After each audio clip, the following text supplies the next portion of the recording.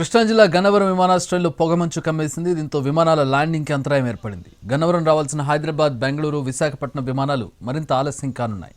ఢిల్లీ నుంచి వచ్చిన air India విమానం గాల్లో చక్కర్లు కొడుతోంది. విమానాలు లేట్ కావడంతో ప్రయాణికులు ఇబ్బందులు పడుతున్నారు.